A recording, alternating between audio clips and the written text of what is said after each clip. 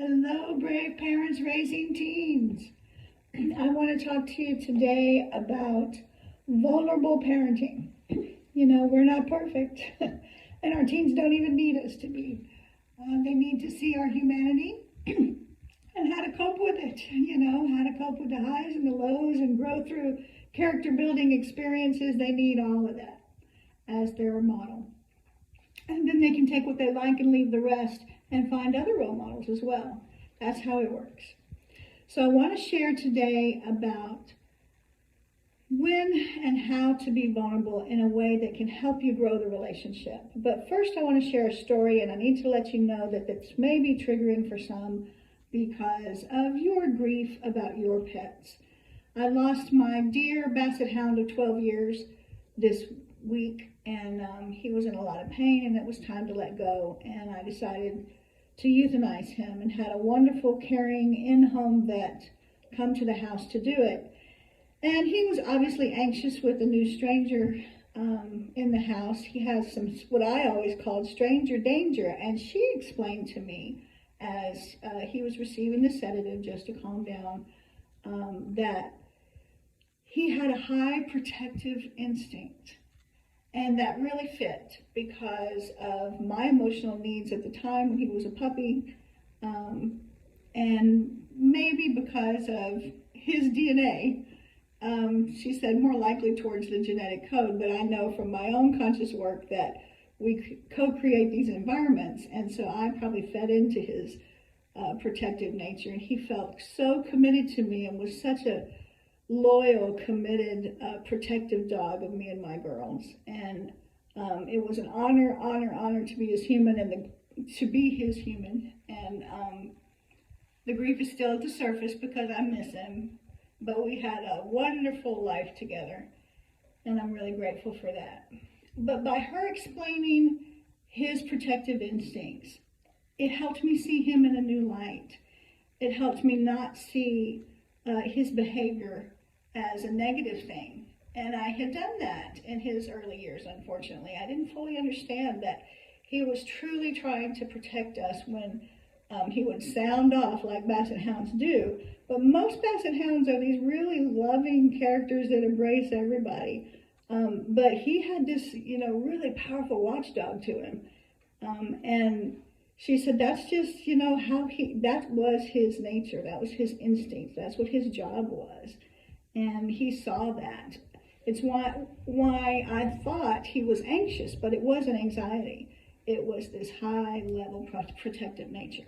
I share all of that to say that behavior in teens has a reason.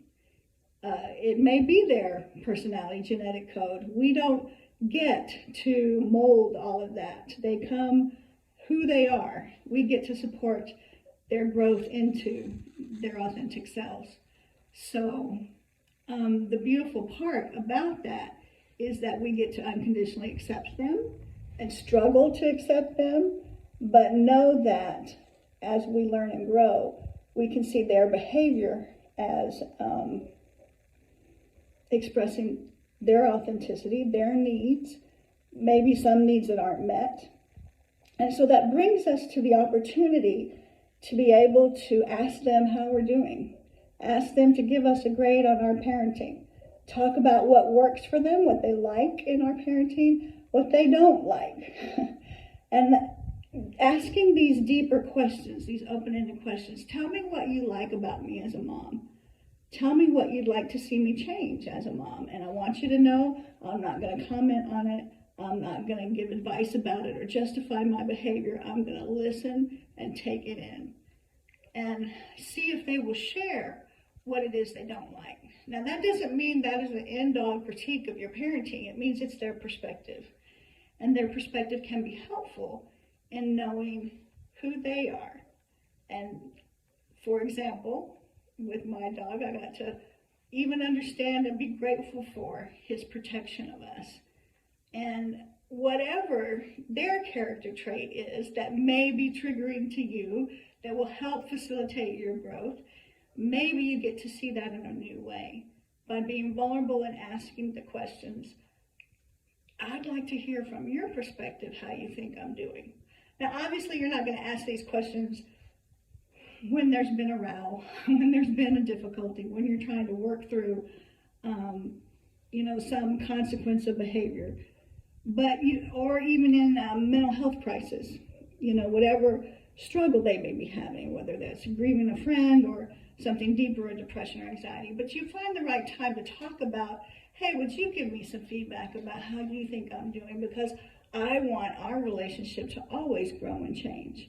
And by opening that door, being vulnerable and saying, the person I am today is not who I was when you were a toddler, and it's not who I'm going to be when you're a young adult either. I'm growing and changing, and I love your reflection back. That vulnerability gives them permission to grow and change too. Gives them a model for how to do that.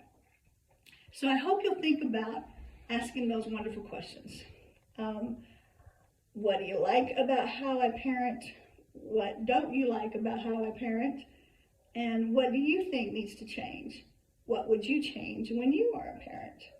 Those are the 4 questions that might reveal your heart and give you some new information about how to support your teen's authenticity and growth towards their own personhood.